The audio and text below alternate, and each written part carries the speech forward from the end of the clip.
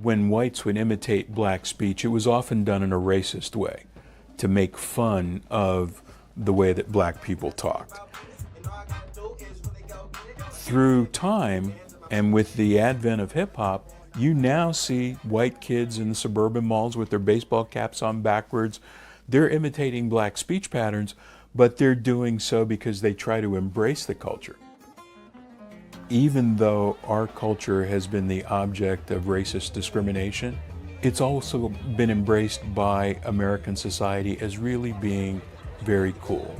Our styles of speaking, our styles of dress, the way we dance, the music, the food, it's cool. The idea is to speak in what's called the standard accent. The standard accent is the one spoken by the majority group or the socially advantaged group. Olivia Kang is a psychologist at Harvard. She's working on a project that explores the hidden biases we hold. If you speak with the standard accent, you're judged as being more intelligent, more competent, more credible, more hireable. Now having a regional accent or a non-standard accent, now you're not getting those advantages. You're seen as less credible or less hireable. The impact of Black English in educational assessments.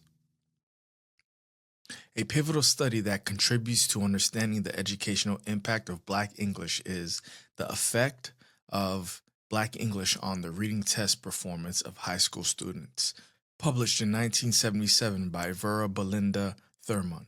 This study by Vera Belinda Thurmond examines the impact of using Black English, or African American Vernacular English, in standardized reading tests on the performance of high school students.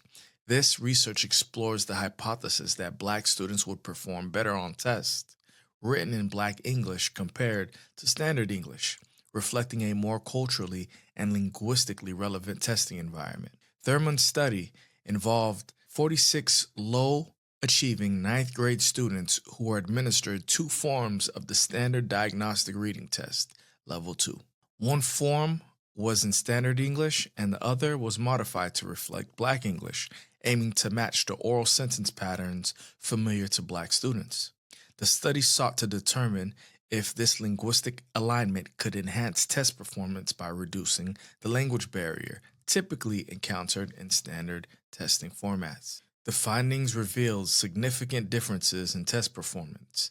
Black students scored significantly higher on the Black English version than on the standard English version, suggesting a better comprehension when the test language mirrored their everyday linguistic experiences. White students performed better than Black students on the standard English test, but no significant difference was noted on Black and white students on the Black English test, indicating that the adaptive test did not disadvantage white students. Thurmond's results support the contention that standardized tests may not fully capture the abilities of students who speak dialects or vernaculars different from standard English. The improved performance of Black students on the Black English test suggests that their lower scores on traditional tests may reflect linguistic bias rather than true deficits in reading comprehension or intelligence. This study contributes to the ongoing discussion about cultural and linguistic bias in educational testing and suggests that incorporating Black English in testing could be one way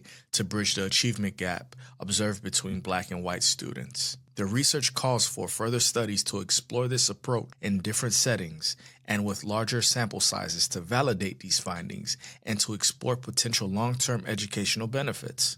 The significance of Thurmond's work lies in its challenge to traditional notions of linguistic appropriateness in educational assessments. It poses crucial questions about fairness, equality in education, and the very metrics we use to measure academic success, urging educators and policymakers to consider more inclusive practices that recognize and respect linguistic diversity.